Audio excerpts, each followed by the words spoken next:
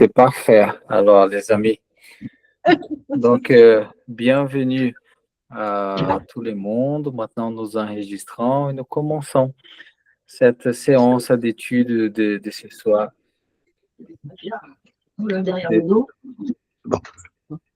Pour la hauteur. Et nous avons, comme on a dit, le plaisir de recevoir le Père Gérard avec nous ce soir pour parler des influences spirituelles dans le quotidien.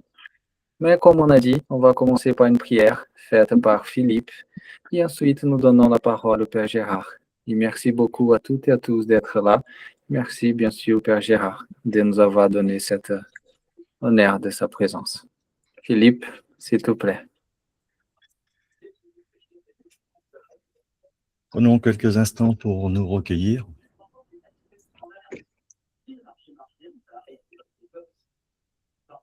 Que notre cœur et nos corps soient en paix. Que nos âmes s'éveillent. Et que nos esprits s'élèvent vers la source de toutes choses, vers Dieu. Puissions-nous accueillir ce moment comme un espace sacré, où chacun se reconnaît dans son humanité bienveillante et découvre la beauté de la présence subtile de Dieu dans l'âme et dans l'esprit. Et que cette rencontre nous unisse dans une vibration de respect, de lumière et d'amour. Amen.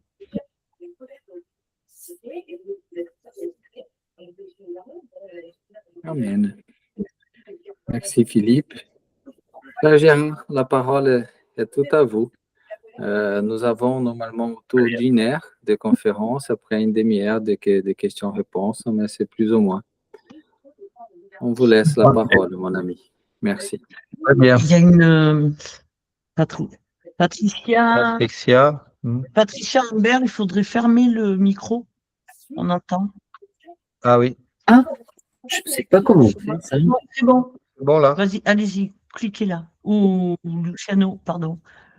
Non. Allez-y. Coupez le micro derrière, vous cliquez. Oui, coupez le micro. Voilà. Oui, là c'est bon. Pourront la rallumer après. Oui. Très bien. Ben, je suis heureux d'être avec vous. Hein. C'est la première fois que je fais une chose aussi technique.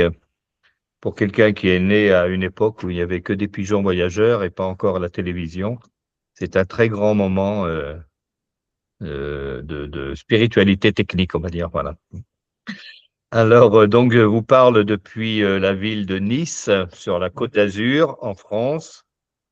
Une ville idéale où beaucoup de gens veulent venir habiter, beaucoup trop d'ailleurs. On serait mieux si on n'avait que la moitié, mais les gens aiment le soleil, on peut comprendre cela. Voilà, donc je suis le supérieur général d'un monastère qui se trouve à la périphérie de Nice, dans un beau vignoble et une belle forêt. Et c'est un bel endroit à partir duquel nous avons une activité principale qui est l'exorcisme. Voilà. Donc, évidemment, nous avons quelques idées assez précises sur tout ce qui est spirit, etc. Nous avons d'ailleurs eu des conférences, enfin pas des conférences, même des expérimentations particulières avec un groupe spirit pendant plusieurs années, et on a fait des choses très intéressantes dans ce domaine. Voilà. Alors, sur ce sujet de la spiritualité dans la vie quotidienne, c'est important parce que la spiritualité n'est pas quelque chose en dehors de la vie. Il n'y a pas la vie d'un côté et la spiritualité de l'autre, évidemment. Ces deux choses sont intimement liées. Beaucoup de personnes affirment que la spiritualité leur apporte du réconfort, leur apporte la paix intérieure, une meilleure résilience aussi face aux défis, aux épreuves de la vie quotidienne. Et c'est vrai que c'est important parce que la spiritualité est là pour ça, pour imprégner chaque instant de la vie, pour féconder chaque instant, pour fertiliser chaque instant. La vie sans spiritualité, c'est quelque chose qui n'aurait pas un très grand intérêt. D'ailleurs, on pense aujourd'hui que la spiritualité est quelque chose de naturel, inhérent à la nature humaine et que tout le monde a une capacité à accéder à une vibration spirituelle. Chez certaines personnes, c'est bien dissimulé et puis chez d'autres, ça va beaucoup mieux. J'ai l'impression que l'image disparaît là. Vous me voyez toujours ou... Ouais. Non, ça a coupé. Il n'y a plus d'image, hein, mais ton Ah, le c'est bien. sourire. Oui, on dirait qu'il n'y a plus d'image. Comment c'est possible? C'est pas grave, il y a le son. Oui, il y a le son, oui, mais enfin, c'est embêtant s'il n'y a plus d'image. Voilà. Qu'est-ce qui se Là, il y a passe? l'image ou il n'y a pas d'image? Ouais. C'est votre téléphone qui s'éteint. Mon téléphone s'éteint. Ah oui, voilà, peut-être ça vient de là, non? Voilà. Est-ce que la caméra se relance? Ok, vrai.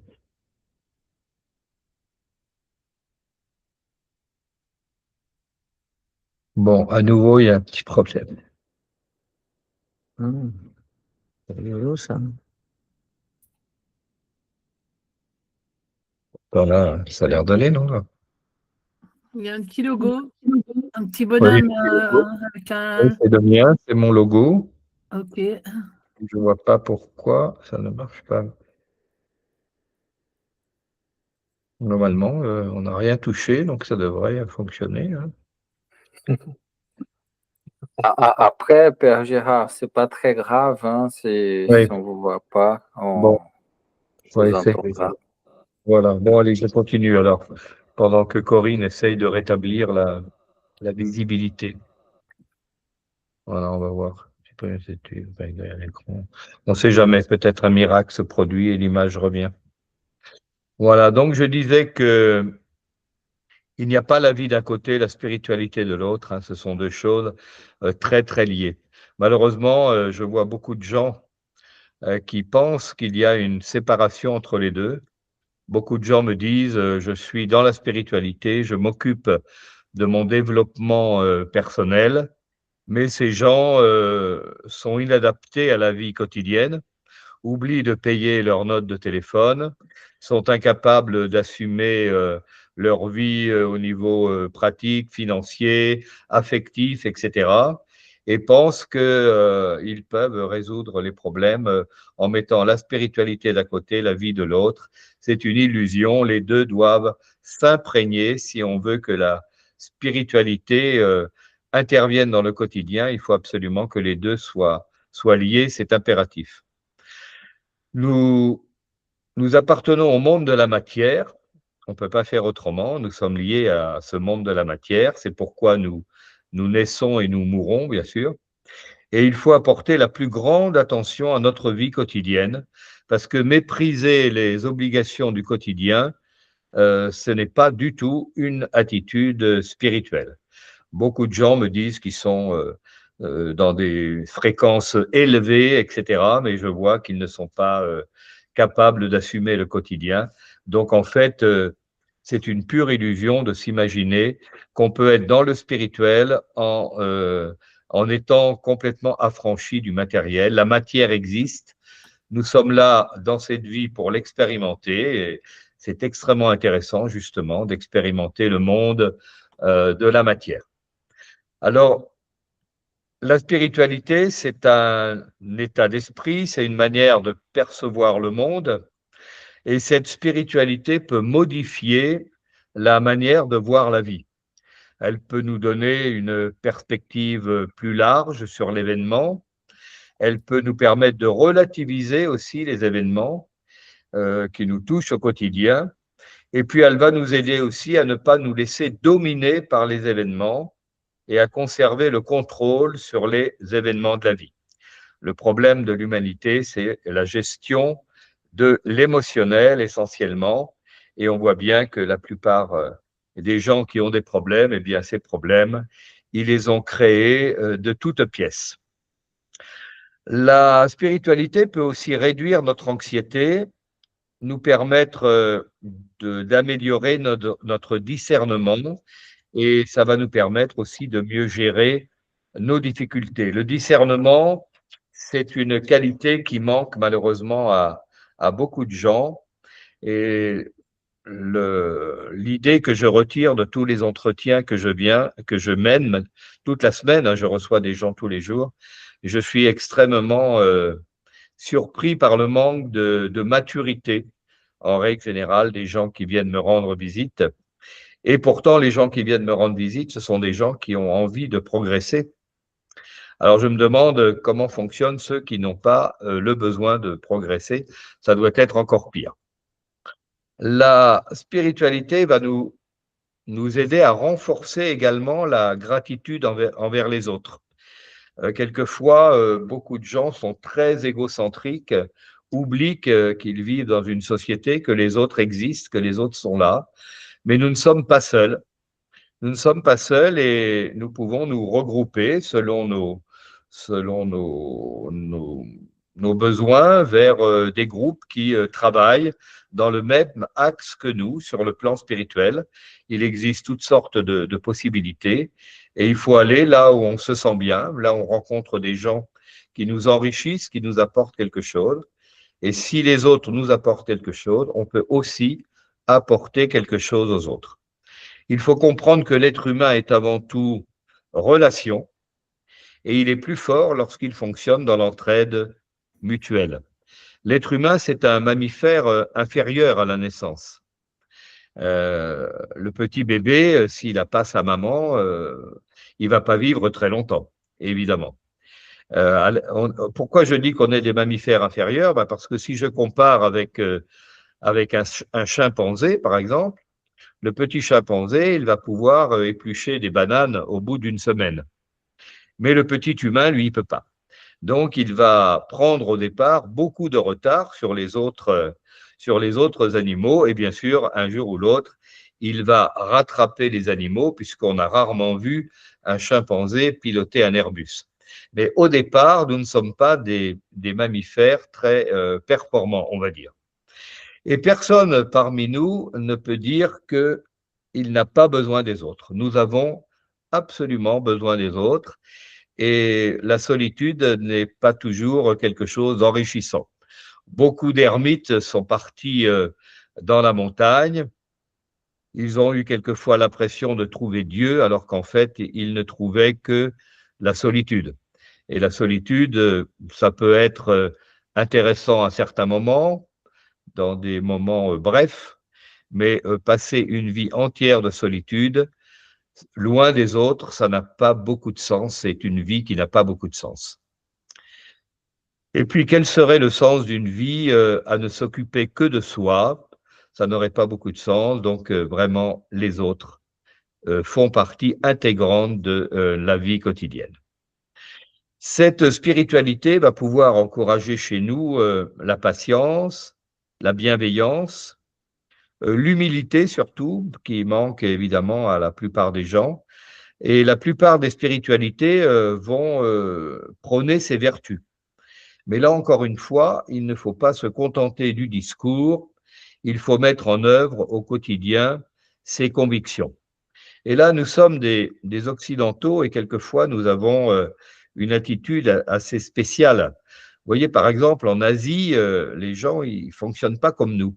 Si ils ont l'occasion de rencontrer un maître spirituel, eh bien d'abord, ils vont l'observer au quotidien, ils vont voir un peu comment il fonctionne, si ses paroles sont en accord avec ses actes, etc. Et quand ils ont la conviction d'être en face de quelqu'un de bien, alors ils vont s'approcher de lui et ils vont lui demander exactement quelle est la qualité de son enseignement. Nous, en Occident, on se contente du discours et on fait moins attention à l'accord qu'il devrait y avoir entre le discours et les actes.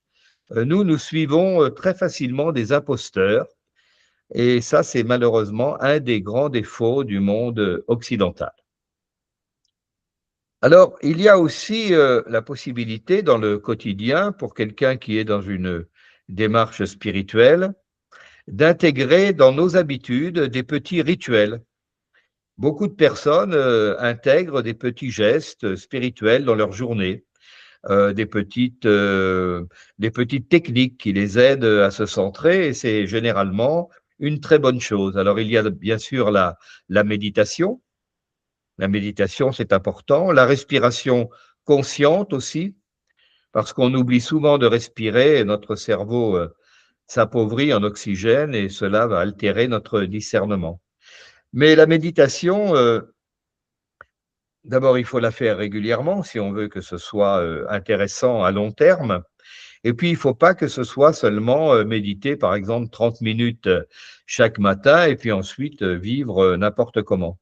La méditation du matin, ça va être une sorte de tremplin, un socle à partir duquel on va pouvoir prolonger cette méditation toute la journée. Ça veut dire que d'une méditation statique, par exemple assis sur un coussin, en posture, eh bien, on va en faire une méditation active. Ça veut dire que tout au long de la journée, nous allons pratiquer une présence aiguë à l'instant.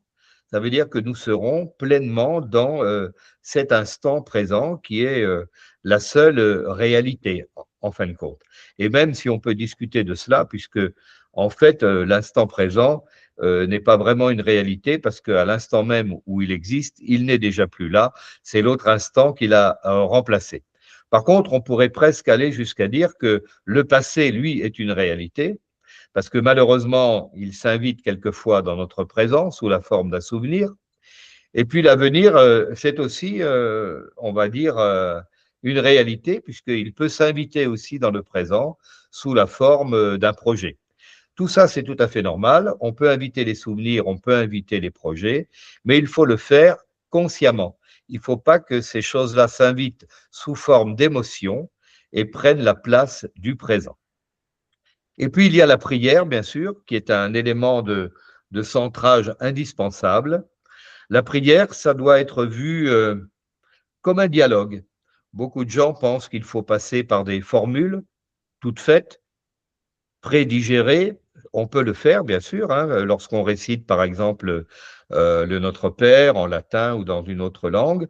On sait qu'on participe à un grand groupe humain, en fin de compte, un égrégore humain à travers le monde. Il y a des centaines de personnes à cet instant qui disent cette prière. Donc, évidemment, c'est un facteur de rassemblement. Mais la prière, c'est aussi un dialogue intime, libre, entre l'humain et le divin. On devrait d'ailleurs, et c'est pas difficile à faire, être toute la journée dans ce dialogue entre l'humain et le divin, à chaque instant, à chaque geste, à chaque moment que l'on vit, on devrait être conscient d'être dans ce dialogue, prendre le divin à témoin de ce que l'on fait, de ce que l'on pense ou de la situation que l'on vit. Donc la prière, c'est un élément de centrage indispensable pour amener le spirituel dans notre quotidien. Et puis il y a également les moments de silence qui permettent de décrocher de la réalité pour prendre un peu de champ, trouver un regard plus détaché sur ses problèmes. On voit aujourd'hui les gens qui n'ont pas dans leur journée un seul moment de silence. Ils sont sans cesse à l'écoute de quelque chose, de la musique, des paroles, de leur téléphone, de contacts divers et variés, et il n'y a pas un seul moment pour eux, un seul moment de silence qui leur permettrait de prendre un peu de recul par rapport aux situations qu'ils vivent. Donc évidemment, ça, c'est pas très bon parce que beaucoup de gens vivent dans un fond sonore permanent. Vous les voyez dans la rue, ils ont un casque sur les oreilles, ils écoutent de la musique ou autre chose, et ils sont pas là. D'ailleurs, ils vous rentrent dedans sur le trottoir, etc. Ils sont pas dans le même monde que nous. Et c'est très embêtant parce qu'en ce moment, nous vivons une humanité qui se croise. Les gens se croisent et se rencontrent très rarement. Il y a aussi, pour enrichir notre spiritualité au quotidien, eh bien, ce sont les lectures, des lectures inspirantes. C'est vrai que Aujourd'hui, très peu de gens aiment lire ou prennent du temps tous les jours pour lire un peu. Toutes les traditions spirituelles nous proposent des ouvrages écrits qui ont été écrits par des êtres inspirés. Eh bien, ces ouvrages peuvent nous aider à ouvrir notre conscience. Je pense qu'il n'y a pas de mauvais livres sur la spiritualité. Simplement, il faut comprendre que chaque livre vous fait une proposition à un certain niveau d'évolution. D'ailleurs, on le voit, vous avez quelquefois lu des livres il y a par exemple 10 ans, et puis depuis, vous avez fait du chemin. Si jamais vous relisez ce livre, vous êtes étonné, vous vous dites « Oh là là, mais je n'en étais que là ». Et là, vous prenez conscience que vous avez fait du chemin depuis. Ça veut dire que tous les livres ne sont pas de même niveau, tous les livres ne vous font pas la même proposition, mais ils ont tous leur place parce qu'ils vous invitent tous à franchir une étape. Par contre, vous avez d'autres livres très inspirés, de très haut niveau. Vous pouvez les lire toute votre vie. À chaque fois que vous les relirez, vous allez faire une autre lecture inspirante. Ils sont plus rares, bien entendu, mais ils existent et nous en avons tous dans nos bibliothèques. Il suffit simplement de les ouvrir et de s'en inspirer. Donc, tous ces rituels que je viens de décrire vont structurer le quotidien et vont finir par créer un sentiment de stabilité intérieure. Pour que ce soit efficace, il faut insister sur la régularité des pratiques si on veut qu'elles aient de l'efficacité. Et là va se poser bien sûr le problème de la maîtrise du temps. Vous voyez, les gens disent aujourd'hui que le temps passe plus vite qu'avant. Il y a même des gens qui m'ont dit c'est normal, la Terre a accéléré sa vitesse de rotation, etc., etc. Eh bien, si on est organisé, vous allez découvrir que les heures font 60 minutes et que les minutes font toujours 60 secondes. C'est nous qui avons une appréhension du temps qui aujourd'hui est tout à fait inefficace. Si vous allez dans une abbaye, si vous allez dans un monastère, que ce soit en Europe, en Amérique ou en Asie, vous remarquerez que les moines, des hommes ou des femmes qui sont dans ces monastères, ont la maîtrise totale du temps. Pourquoi? Bien parce que leur organisation sur 24 heures est absolument toujours la même. Il y a un temps pour dormir, un temps pour travailler, un temps pour s'instruire, un temps pour se reposer, un temps pour s'alimenter, etc., etc. Et vous remarquerez que si un soir, vous mettez au point votre journée du lendemain, vous allez dire, ben je me lève à 8 heures, ensuite je fais telle chose, vous verrez le soir venu que votre journée sera passée très différemment que si vous n'avez pas de plan d'action particulier. Le plan d'action particulier va vous permettre d'organiser votre temps et de le remplir d'une manière beaucoup plus positive que les gens qui, en se levant le matin, ne savent pas ce qu'ils vont faire dans la journée. Ça aussi, l'organisation du temps est une manière d'amener la spiritualité dans le quotidien. Sinon, notre vie rentre dans une dispersion qui n'a pas grand intérêt. Ensuite, la spiritualité bien comprise, l'approche spirituelle va influencer notre manière d'écouter les autres, notre manière d'être disponible à l'autre également, notre capacité à comprendre l'autre, à pardonner le cas échéant, et surtout à faire taire notre ego. Une dame aujourd'hui m'a téléphoné et m'a dit « Je suis sur la voie de la sainteté ».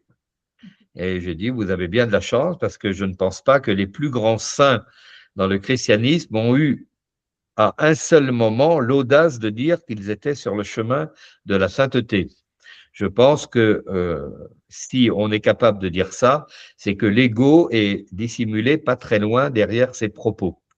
Il est évident qu'on peut tendre vers la sainteté, mais il y aura toujours quelque chose qui va se mettre un peu en travers du chemin, bien sûr, c'est l'ego. Alors, il faut faire très attention à l'estime que l'on a de soi. il est bien d'avoir de l'estime pour soi, bien sûr, parce qu'on existe, mais il faut faire attention à ne pas sortir trop de la vertu d'humilité qui est absolument indispensable. Alors, je dirais que il faut s'entendre sur ce qu'est l'ego, bien sûr. On n'est pas tout à fait d'accord, par exemple, avec les bouddhistes. Les bouddhistes disent que l'ego, c'est quelque chose qui doit être impérativement détruit. Extermination de l'ego si on veut atteindre l'éveil, par exemple.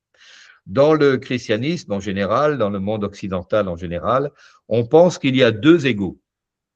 Enfin, l'ego a deux parties, plus exactement. Il y a le bon ego et le mauvais ego. Vous voyez, c'est un peu comme le bon cholestérol et le mauvais cholestérol.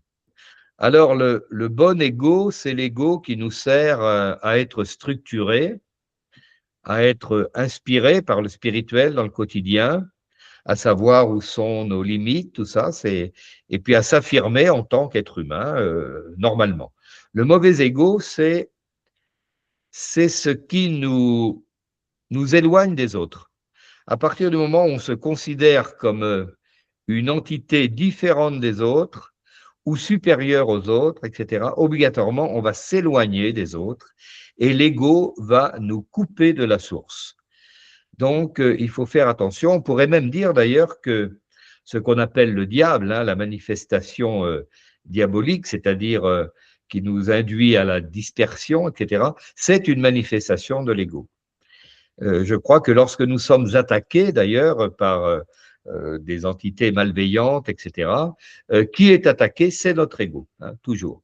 Donc, il faut avoir dans l'idée que cet ego, il peut exister dans une certaine mesure positivement, mais pour tout ce qui est du reste, l'ego qui nous coupe des autres, qui nous éloigne, celui-là, il faut le faire diminuer et le meilleur moyen de le faire diminuer, c'est de pratiquer la vertu d'humilité.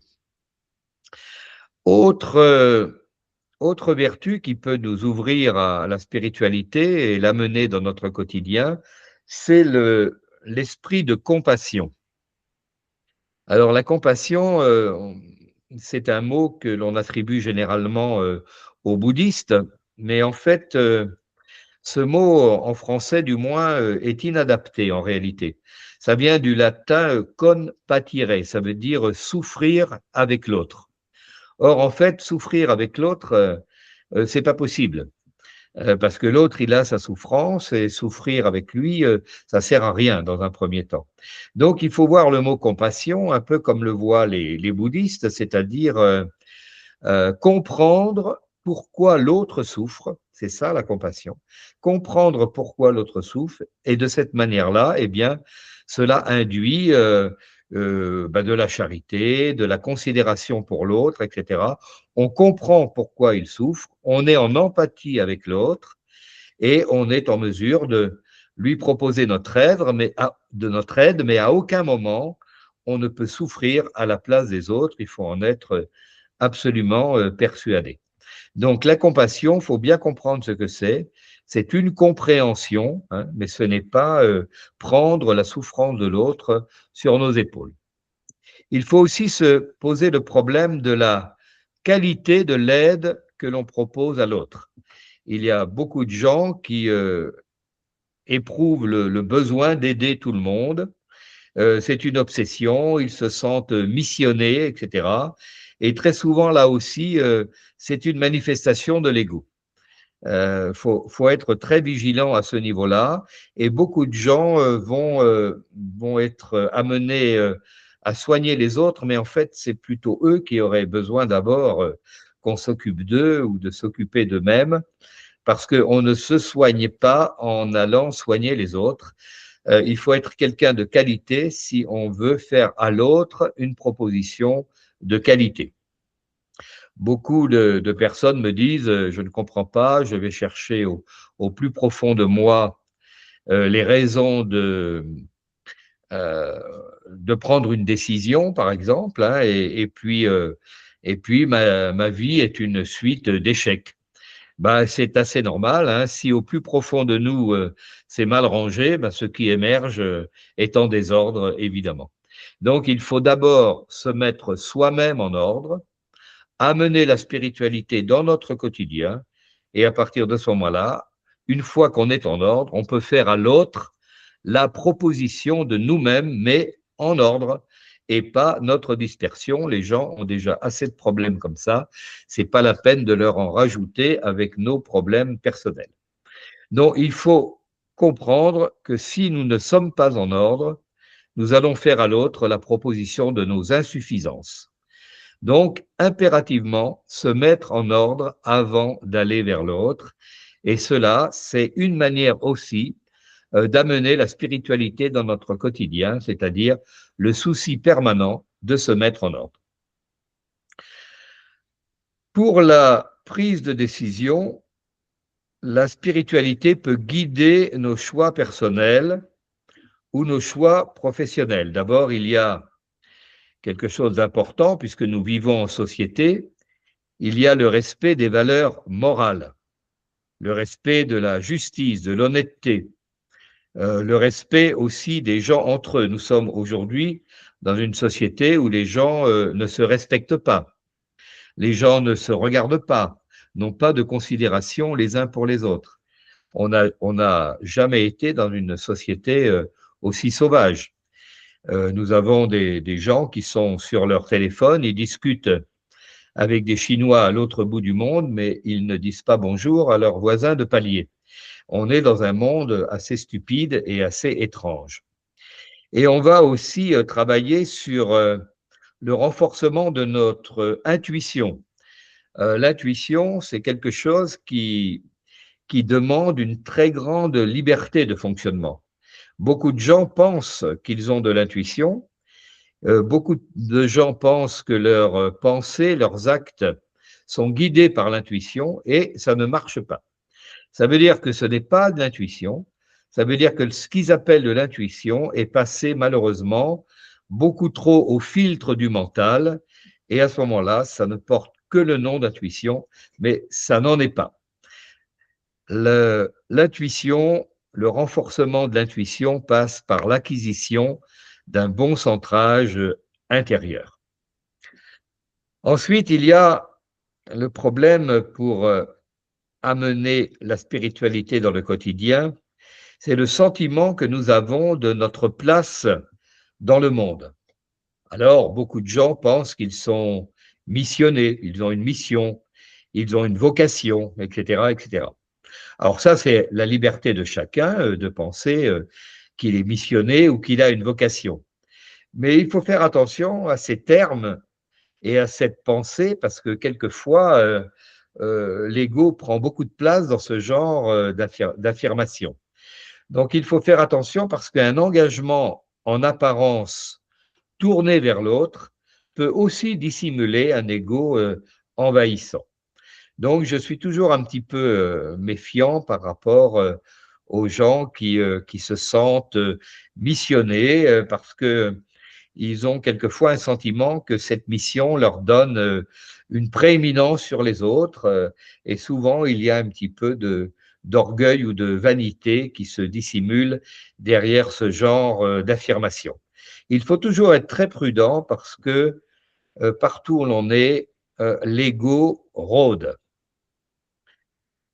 Et puis souvent, d'ailleurs, ce sentiment d'être missionné dissimule beaucoup d'orgueil et un manque de discernement.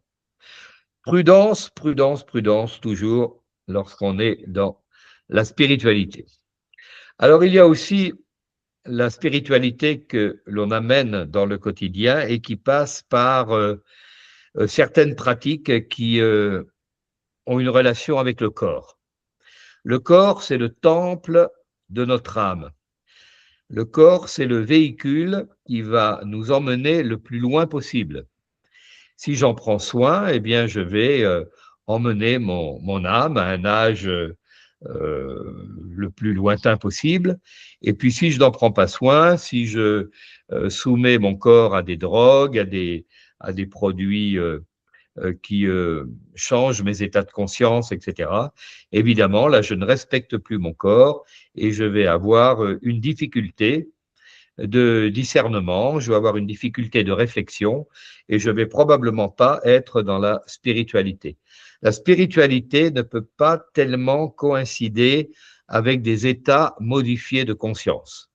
C'est dans un état de conscience normal que l'on peut s'imprégner de spiritualité, mais pas dans des expérimentations dangereuses avec des produits qui impliquent des états de conscience modifiés. C'est dangereux et je trouve qu'on peut parfaitement, dans un état naturel, arriver à des états de conscience de haute qualité sans avoir recours au paradis artificiel. Il est évident que le soin que l'on porte à notre corps passe par une alimentation saine et consciente. C'est quelque chose pour lequel nous devons être vigilants. La régulation du stress, bien sûr, le contrôle du système émotionnel. On n'a pas toujours compris comment fonctionne le système émotionnel. On n'a pas compris la plupart du temps que l'émotion, c'est une énergie qui est tout à fait neutre en fait, et que l'émotion prend une valeur par rapport à l'histoire que l'on pose dessus, qui va lui donner une nature. Et notre système émotionnel est plus ou moins sollicité selon que l'événement est plus ou moins éloigné de nous. Si nous sommes proches d'un événement qui bouscule notre système émotionnel, on va évidemment avoir plus de séquelles à régler que si l'événement est lointain. Alors, il faut faire très attention aux signaux de notre corps qui envoient des messages. Il faut en tenir compte car souvent, ils nous alertent sur une pathologie latente.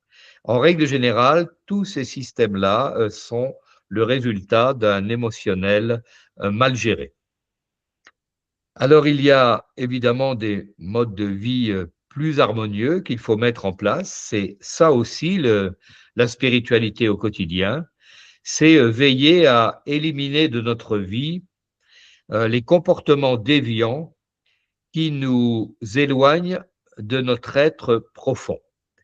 Alors, les comportements déviants, pour les gens parmi vous qui sont chrétiens, vous savez que l'Église a défini des comportements sous forme, selon l'appellation qu'on appelle le péché. Le péché, c'est un mot hébreu qui veut dire manquer sa cible. Il y a des comportements déviants très graves qui nous coupent vraiment de la source. Et ces comportements-là sont très difficiles à rétablir, c'est très difficile de se remettre dans l'axe. Et il faut faire très attention. Là, évidemment, c'est des comportements outranciers. Hein. On le voit bien sûr dans des comportements comme des comportements sexuels complètement libérés,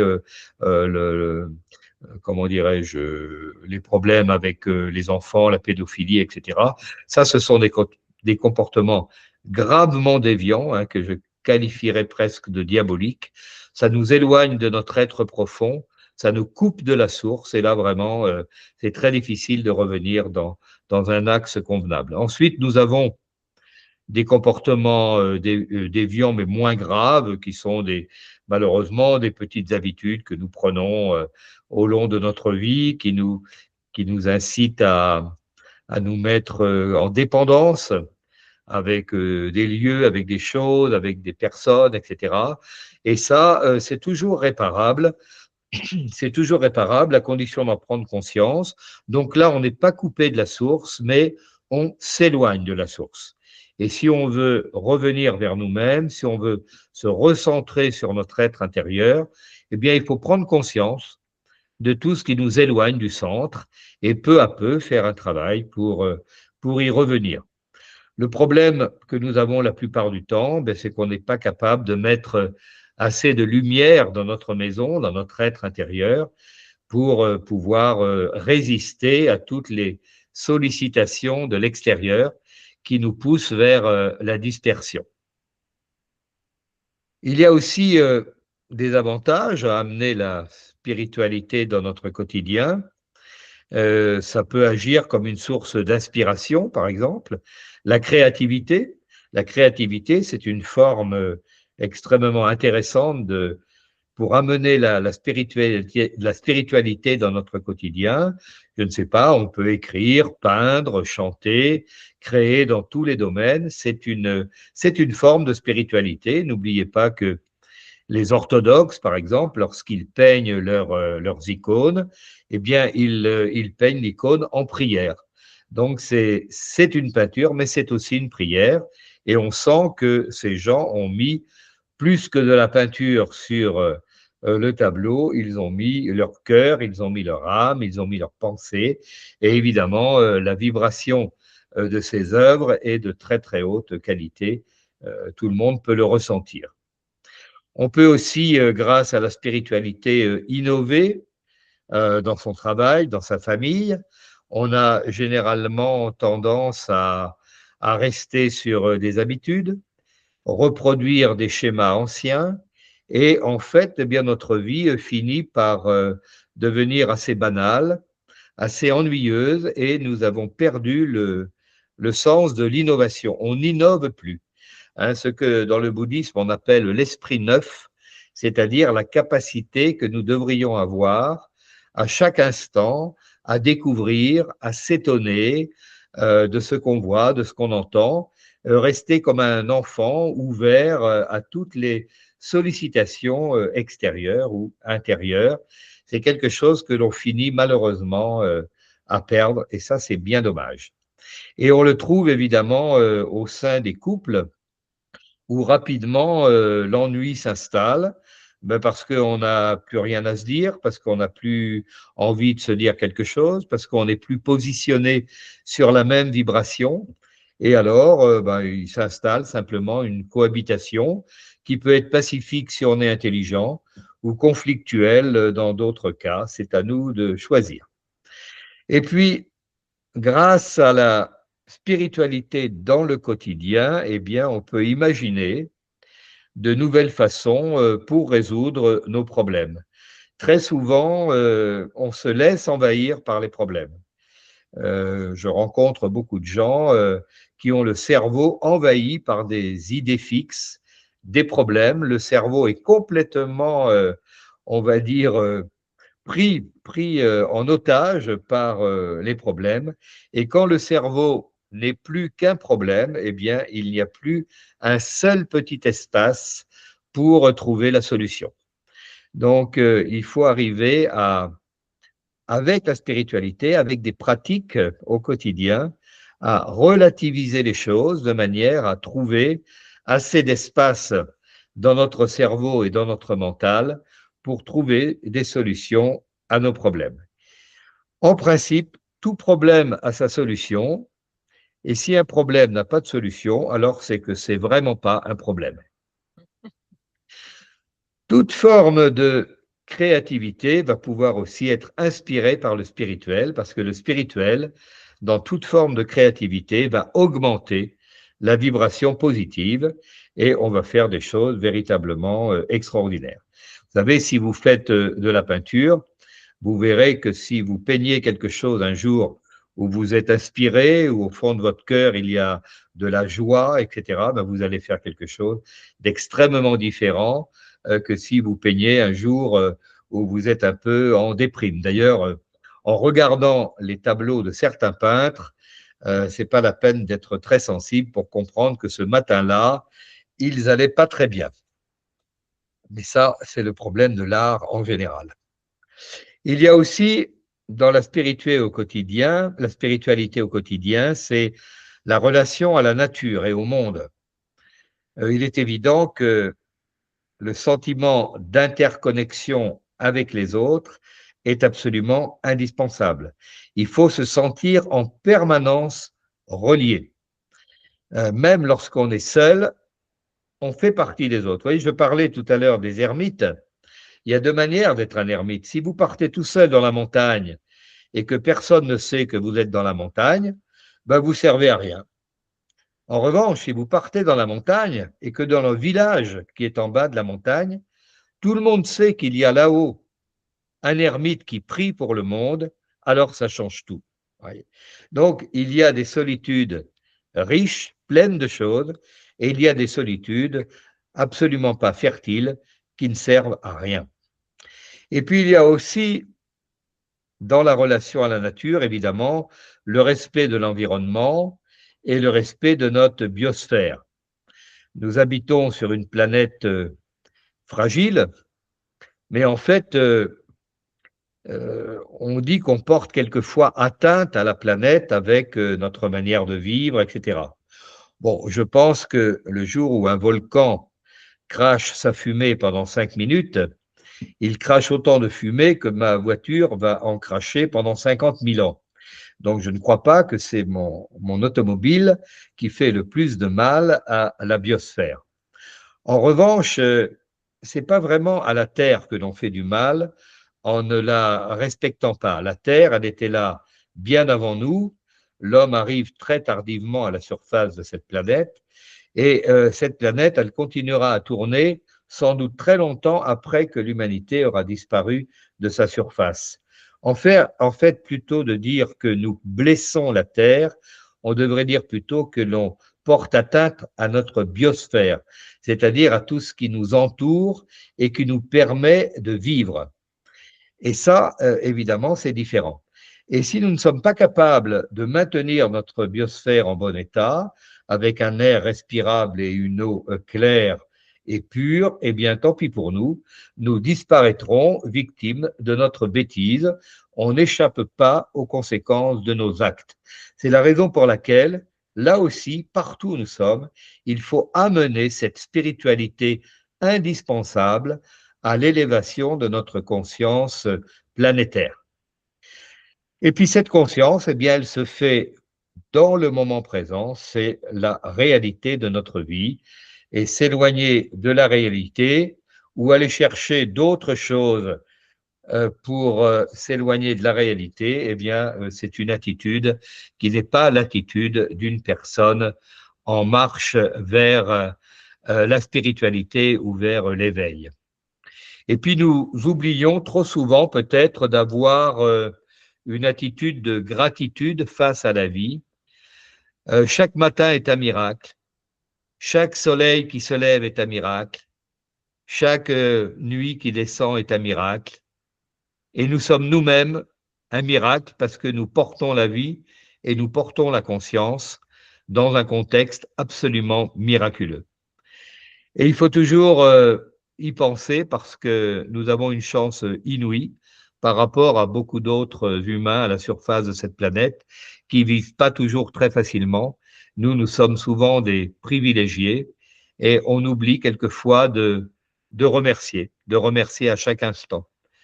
La gratitude, c'est une vertu qui devrait nous habiter en permanence, à chaque instant. Quelque chose de bien se passe dans notre vie, je remercie, remercier à chaque instant. Et puis, remercier les autres aussi quand ils ont un acte envers nous, une pensée envers nous, etc. Et puis, si on peut, leur dire qu'on les aime. Parce que quelquefois, des êtres chers, proches de nous, meurent, ils s'en vont, ils nous quittent. Et puis, on se dit, oh là là, quel dommage. Je lui ai pas dit que je l'aimais. Alors, il faut en profiter pendant qu'on est vivants les uns et les autres. Si autour de nous, il y a des gens qu'on aime, qu'on apprécie, ben, il faut leur dire. D'abord, ça leur fait du bien. Et puis à nous aussi, ça nous fait du bien de dire aux autres qu'on les aime. Alors, la spiritualité, toujours dans le quotidien, va offrir un sens profond à notre existence. Une existence sans spiritualité, c'est pas du tout la même chose que lorsque la spiritualité l'imprègne. La spiritualité permet de donner un sens à notre existence. Et c'est extrêmement important parce que une vie qui n'a pas de sens, c'est pas une vie extrêmement intéressante à vivre parce qu'elle va nous amener à être essentiellement sur l'aspect matériel de la vie. Alors, il faut essayer d'avoir une quête personnelle. Chacun doit mener sa quête personnelle. Il y a des gens qui ont des aspirations extrêmement élevées, d'autres plus modestes, peu importe. Chacun avance à sa manière, chacun avance sur le chemin qu'il s'est choisi ou le chemin qui lui est tombé dessus. Quelquefois, on ne choisit pas toujours. quelquefois, il y a quelque chose une intelligence supérieure qui choisit pour nous, faut l'accepter. Dans le christianisme, on appelle ça la divine providence.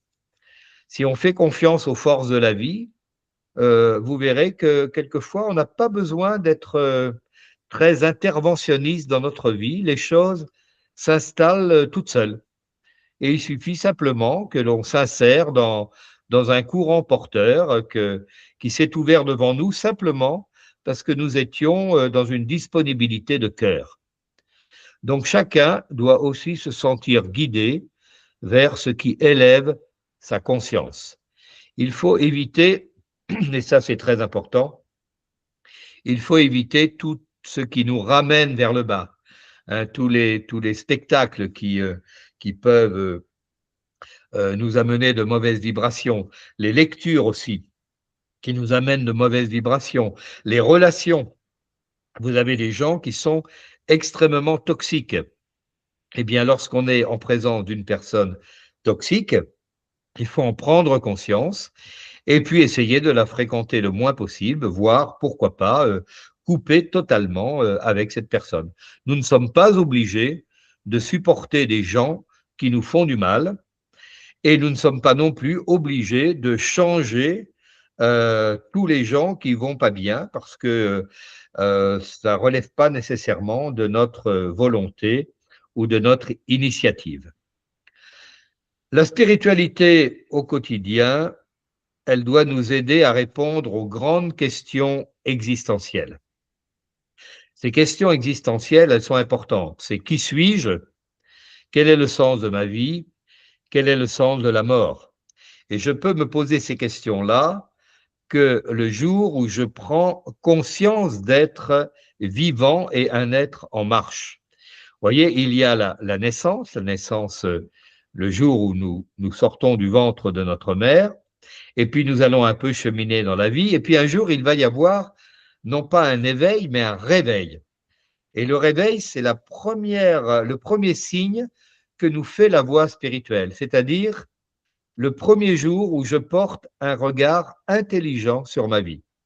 Qui suis-je? Quel est le sens de ma vie? Est-ce que la mort a un sens?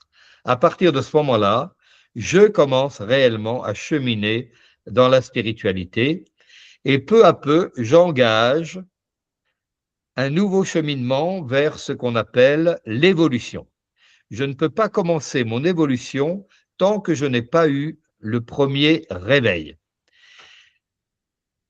Et pour cela, eh bien, il faut que ce réveil ait lieu et la spiritualité au quotidien va m'apporter le sentiment d'appartenance à quelque chose de plus grand.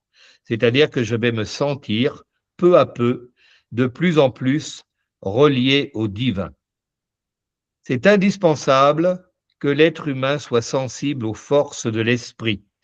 C'est indispensable de comprendre que l'énergie divine imprègne le monde dans tous ses aspects, dans le plus petit, dans le plus grand, dans la plus petite particule, dans la plus lointaine galaxie au fond de l'univers, l'esprit est là. Et il faut en être absolument persuadé.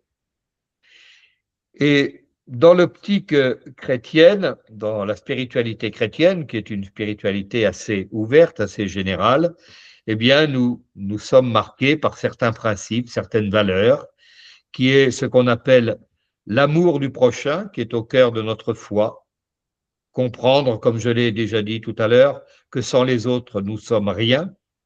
Et par conséquent, eh bien, essayer de développer une attention particulière aux autres. C'est quelquefois le secret des couples. Les couples souvent se séparent parce qu'ils sont incapables de montrer à l'autre, à chaque instant, une petite attention. C'est important. C'est comme ça qu'on entretient une relation à travers le temps, en montrant à chaque fois qu'on le peut à l'autre qu'on est là, qu'on lui veut du bien et qu'on peut eh bien, lui procurer des moments agréables ou des attentions agréables. Ce n'est jamais du temps perdu. Et puis là, évidemment, intervient toujours le pardon, la réconciliation à chaque fois que cela est nécessaire ou possible. Il peut y avoir dans les relations humaines des moments de de tension. Ça existe, c'est possible. Et puis, il faut savoir qu'on peut toujours tout réparer avec le pardon. Mais il faut savoir aussi que quelquefois, ben, c'est très difficile et puis ça peut être au-dessus de nos forces. C'est toujours possible, mais ça peut être au-dessus de nos forces. Alors, ben, il faut faire avec dans ce cas-là, mais il faut savoir que si on n'est pas capable de pardonner, eh ben, ça veut dire qu'on n'est pas capable de déposer notre sac avec tous les problèmes. Et c'est dommage parce qu'on va le traîner jusqu'à la fin de notre vie.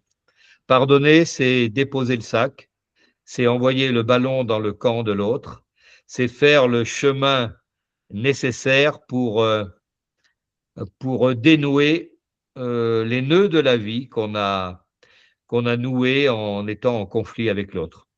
Le pardon, c'est tout un univers dans lequel il faut vraiment rentrer et c'est pas très simple.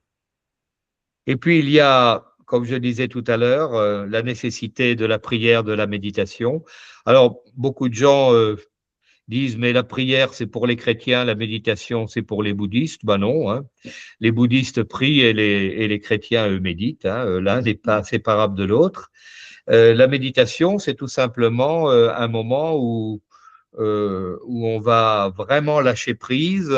C'est pas un dialogue comme la prière. La prière, c'est vraiment un dialogue avec le divin. La méditation, c'est plutôt un moment où on va essayer de ramener nos pensées dispersées à une seule pensée, ou à pas de pensée du tout d'ailleurs, hein, ça s'appelle la méditation sans objet, et à ce moment-là, on va pouvoir rentrer dans ce qu'on appelle la dimension de vacuité, hein, c'est-à-dire un moment où l'on existe mais sans conscience. Ça peut exister, c'est un moment tout à fait particulier. Et à quoi sert cet espace où on peut exister sans conscience? Eh bien, à faire remonter tous les implants émotionnels que nous avons stockés dans notre mémoire cellulaire et qui peuvent, à partir de ce moment-là, monter, émerger et se nettoyer. Donc, la prière, la méditation, ce sont des piliers du quotidien qui vont nous permettre de renforcer notre relation avec Dieu, nous permettre de trouver la paix intérieure, nous permettre de guider nos choix, nos décisions, etc. Donc, c'est absolument indispensable de favoriser tout ce qui peut élever notre esprit. Et puis, il faut savoir que toutes ces techniques, évidemment, sont très, très, très gratifiantes si on est capable de s'y adonner régulièrement. La régularité ici est absolument indispensable, sinon ça ne sert à rien. Et puis, il y a aussi l'idée du corps dont nous avons parlé tout à l'heure, c'est le véhicule de l'âme. À ce titre, nous devons le respecter parce que ce corps, eh bien, il va nous emmener jusqu'à la mort, donc autant que le véhicule soit en bon état. La société occidentale, j'en terminerai par ces considérations, traverse un moment difficile.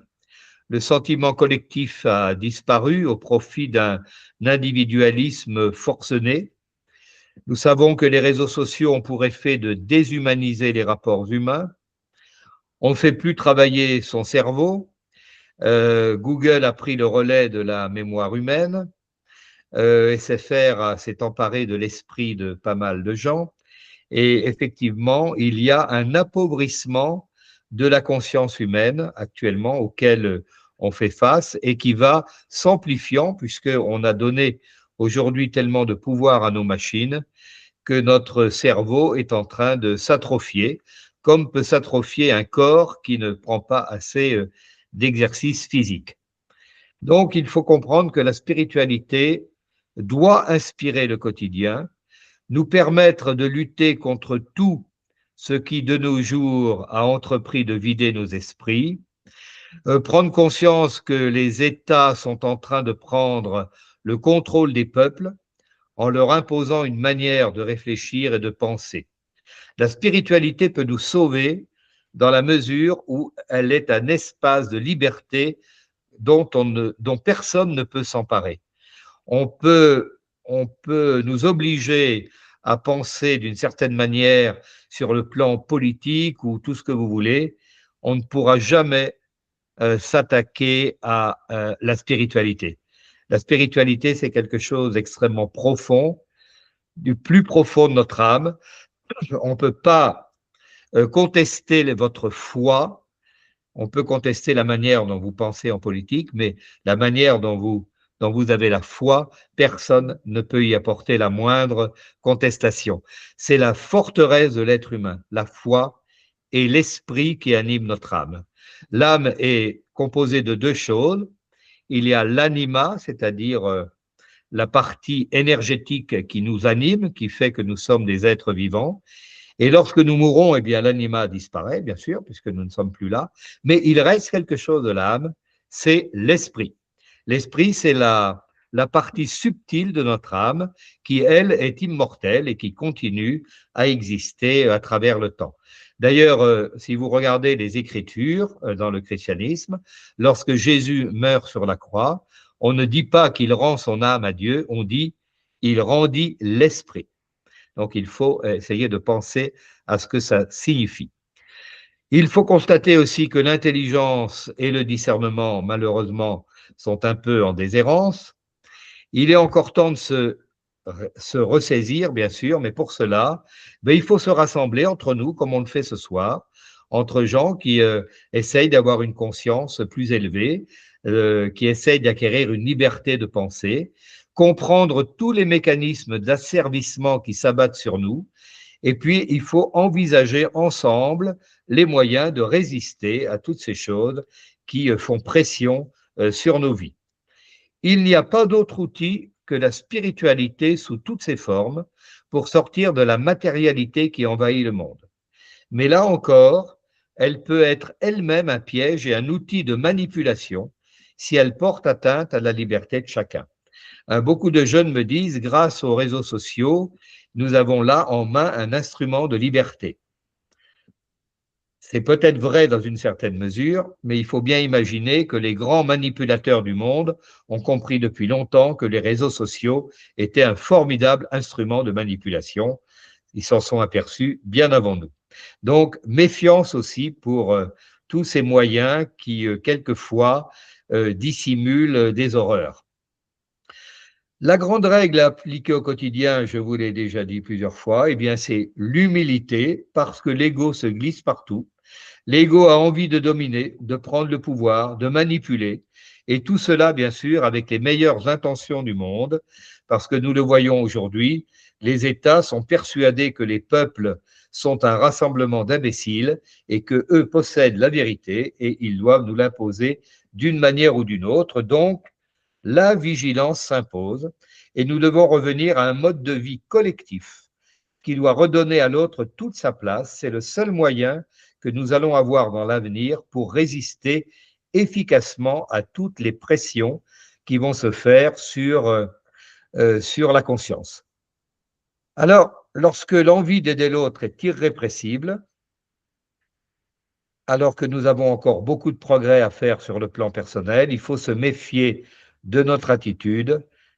D'abord, penser à nous, ensuite respecter la liberté de l'autre et laisser partout le spirituel imprégner chaque instant de notre vie. Voilà, j'ai fait à peu près le tour du sujet. La spiritualité doit imprégner le quotidien. Est-ce que vous m'avez bien entendu? Est-ce que vous avez des questions? Très bien. Merci, Père Gérard.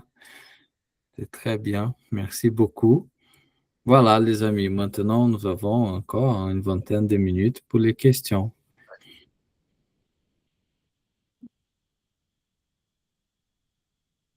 Je vois des noms défiler.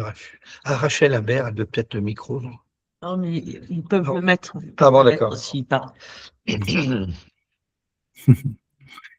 Et là, que l'image furieuse. Vous pouvez ici, là, Là, c'est quoi? dans les trois petits points. Oui. Mettez les trois petits points. Vous avez plein écran. Mettez plein écran. Faut que parce que vous avez mis en gros. Ouais, je peux enlever, hein, si ça vous dérange. Voit mieux les autres. C'est Ok, pas grave. D'accord. ok, je vais retirer. Voilà, Ah, bah, voilà. comme Voilà. ça, vous voyez mieux. 14 autres personnes. On est 22 au total. Bon, les amis, est-ce que vous avez des questions au Père Gérard, s'il vous plaît, après cette euh, belle C'est eux qui vont conférence? ouvrir. Bon, j'ai dit beaucoup de choses, hein. Je ne sais pas si vous avez. On va écouter, hein. Personne n'aimerait poser une question? Je suis sûr qu'il y a plein de doutes là qui chauffent.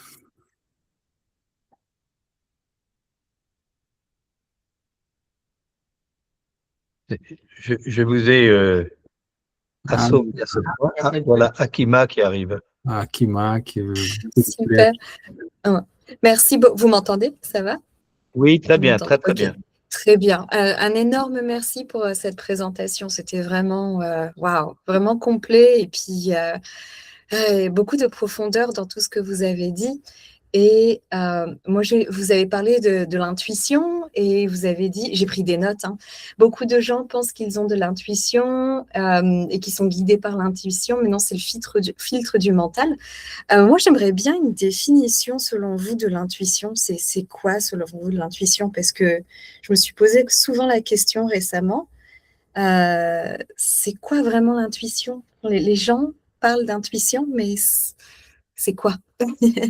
C'est une question Alors, simple, désolée. je pense précisément que c'est quelque chose qu'on ne peut pas définir, puisque c'est justement l'intuition.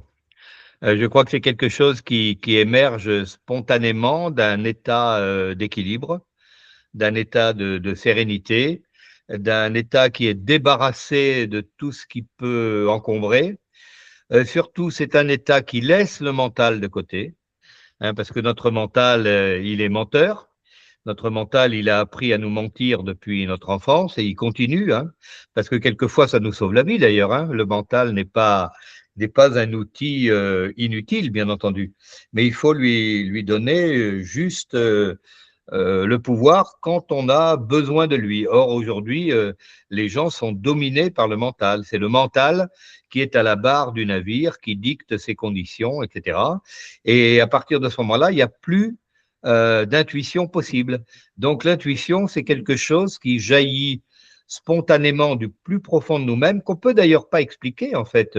Au moment où l'intuition surgit, on ne peut pas donner d'explication. On a la profonde certitude qu'on doit aller dans tel ou tel sens, mais on est incapable d'expliquer pourquoi. Si on est capable d'expliquer pourquoi, alors c'est plus une intuition, c'est que le mental est venu se promener par là et il n'aurait pas dû.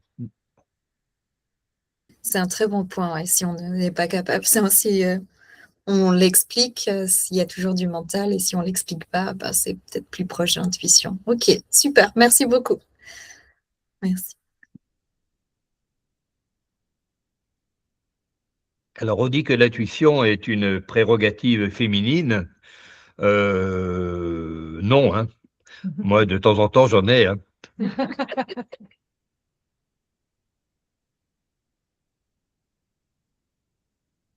Merci, je laisse la place à d'autres questions.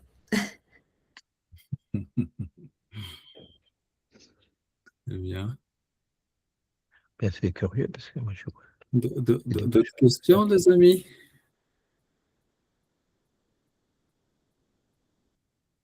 Écoutez. Ah, Rachel, s'il vous plaît, Rachel.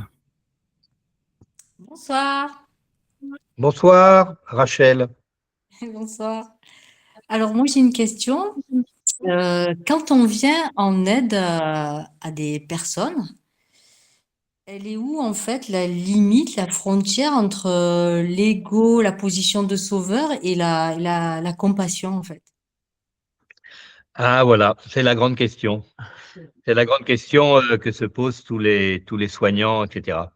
Le problème, c'est que il n'y a pas de règle, c'est très mobile. Ça veut dire que si je n'ai pas suffisamment de sensibilité pour m'approcher de l'autre, bah, ça sert à rien.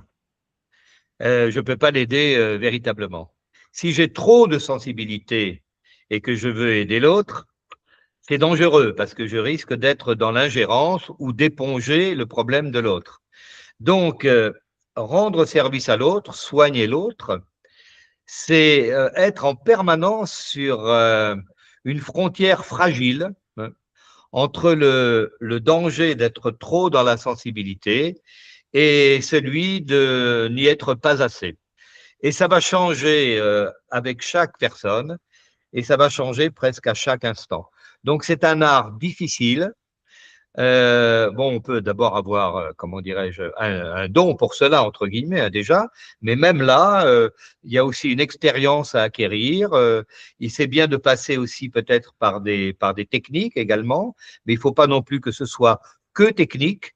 Et puis, je crois qu'il faut partir aussi du principe, moi, j'étais magnétiseur pendant de très, très longues années. J'essayais, et c'est ma grand-mère qui me l'avait appris, à chaque moment où je m'approchais de quelqu'un, j'essayais d'avoir l'esprit du débutant, c'est-à-dire toujours de me dire avec maximum d'humilité, est-ce que je vais être encore capable d'aider cette personne? Est-ce que ça va encore marcher? Est-ce que je suis vraiment digne de m'approcher de cette personne et de lui faire une proposition, etc. Cet esprit du débutant, il ne faut pas que ça dure 3 heures, hein, quelques secondes suffisent, mais ça permet de partir sur une base d'humilité. Et je pense que c'est une bonne chose qui devrait habiter tous les gens qui font acte de guérison, quelle que soit leur technique. D'accord, merci. Et du boulot. Pardon? Il y a du boulot, elle dit. Ah, il y a du boulot. Oh, ben oui, ça c'est sûr, mais ça tombe bien, on a toute une vie pour ça, alors c'est bon. Même plusieurs. Jean-Michel, s'il vous plaît. Bonsoir à tous ceux que je n'ai pas vus tout à l'heure. Bonsoir, Michel. mon père. Bonsoir, mon père. Bonsoir. J'ai été assez surpris et déstabilisé positivement de la part de tout ce que vous avez pu dire et surtout de la part des représentants de l'Église. Oui, tout à fait. Alors, c'est très positif dans mes propos parce qu'effectivement, la plupart des gens avec qui j'avais discuté, l'être humain n'était pas capable d'avoir donc par moment des flashs, des illuminations, voire même faire preuve de divination, voire même aussi, il est dit que l'être humain, par rapport à certaines personnes qui le disent, hein, disent que l'être humain qui avait la capacité ou par moment la possibilité d'influencer certaines choses par la pensée, était une personne qui était soi-disant pilotée par le malin. Alors, c'est assez déstabilisant parce qu'au bout d'un moment, quand on a ce genre d'intuition, on peut faire preuve aussi d'un certain retrait, voire même effectivement d'une certaine culpabilité.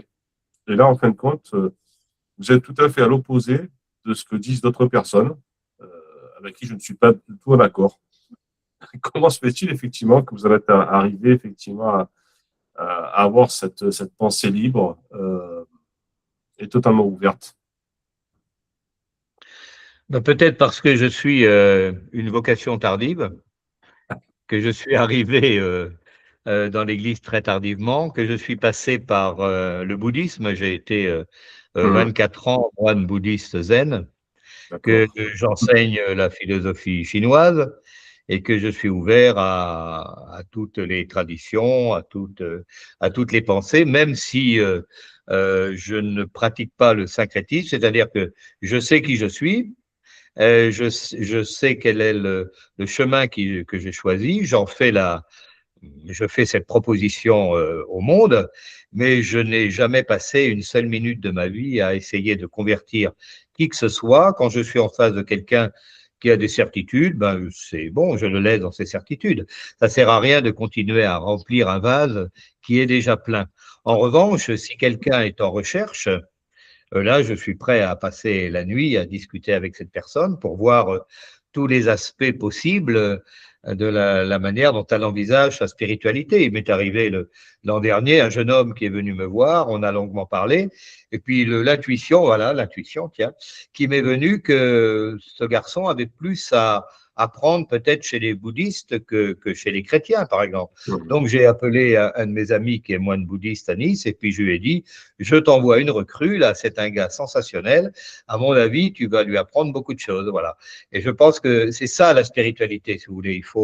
Il faut voir là où notre conscience a le plus de possibilités de s'élever. C'est la conscience l'élévation de la conscience qui compte, hein. C'est rien d'autre. Après, les religions font des propositions, hein, mais ces propositions, elles sont souvent standardisées parce que, bien sûr, ce sont des inventions humaines. Et vous connaissez le problème des inventions humaines.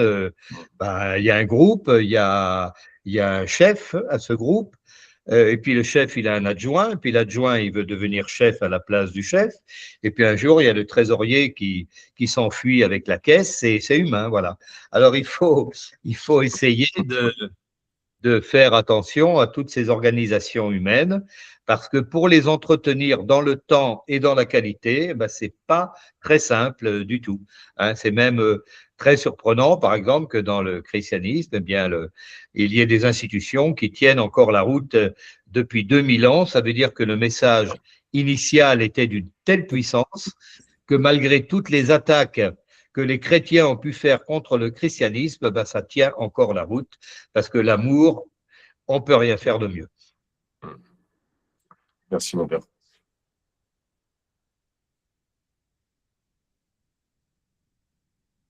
Ça, c'était Jean-Michel. Très bien, merci. D'autres questions ou commentaires, les amis? Profitez de Père Gérard avec nous ce soir.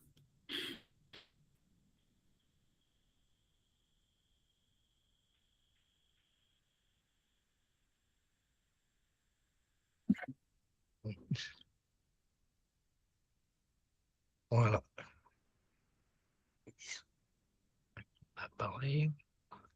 Pas d'autres questions? Commentaires? Très bien. Donc, ce sera mis en ligne alors Oui, Père Gérard, je vous enverrai les liens de la chaîne, nous mettons dans notre chaîne YouTube, mais je vous enverrai les liens directement de cette conférence. Elle sera mise probablement demain ou plus tard lundi. Oui, il n'y a pas de problème. Très bien. Mais je vous partagerai les liens avec beaucoup de gratitude pour cette belle conférence que vous nous avez donnée. Il y a des projets pour cette année de rencontres ou... Non, on fera plutôt l'année prochaine une rencontre. On va commencer à en discuter. Cette année, on a des petites des conférences comme ça qu'on accueille, hein, plusieurs personnes les vendredis comme vous. Il y a plusieurs invités tout au long de l'année. On a des petites rencontres, mais pas de l'ordre comme on a fait l'année dernière, comme les stages magnétisme qu'on va faire à Lyon maintenant avec Gustavo, Corinne, en septembre, Céleste et Andai. C'est des petits événements, mais ciblés dans un thème bien précis. Mais l'année prochaine, oui, on va refaire les rencontres l'année dernière. Et vous allez être, bien sûr, mis au courant, invités, etc. Bon, je vais normalement avoir la visite de Gustavo je ne sais plus trop quand, en avril, je crois. En avril, il vient me rendre visite. Voilà, après le stage de Lyon, voilà. Ah, très bien. Il m'a contacté, puis j'ai libéré 3 jours, là, donc il va faire une visite à notre monastère. On va pouvoir avoir un contact intéressant, voilà. Ah oui, c'est génial. Bonne nouvelle. Ouais, Gustavo, c'est une personne magnifique. Bon, vous connaissez déjà, mais je suis sûr que vous allez apprendre à les connaître encore mieux. C'est une personne merveilleuse. C'est un véritable frère spirituel, si on va dire comme ça. Voilà, parfait. Très bien, alors je salue tout le monde. Vous nous donnez l'honneur d'une prière de fin? Ça vous dérange Oui, pas, je peux. On va faire ça. si vous voulez? On va faire une prière universelle en latin, si vous voulez. C'est une langue qui parle à tout le monde et sa vibration est élevée. Voilà. Donc, S'il vous Pater plaît. noster, qui es in celis, sanctificetur nomen tuum, adveniat regnum tuum. Fiat voluntas tua, sicut in cielo et in terra. Panem nostrum quotidianum da nobis hodie, et dimitte nobis debita nostra.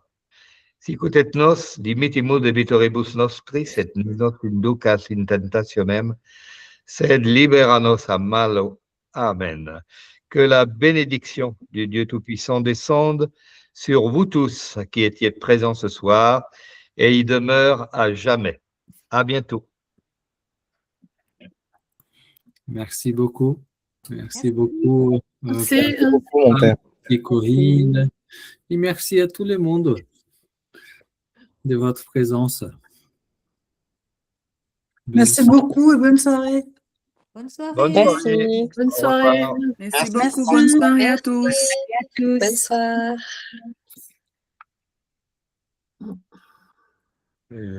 Merci beaucoup. Bonne soirée. Merci, Virginie. Merci, au revoir.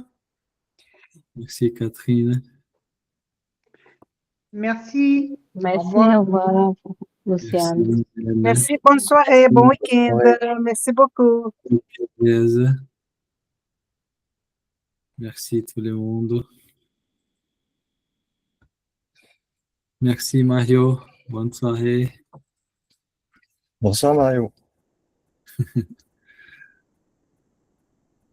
Bonsoir. Bonsoir, mon ami. Ça va, Philippe? Oui, oui, j'attendais le dernier moment pour couper l'enregistrement. Je peux le couper maintenant. Voilà. Ouais, on peut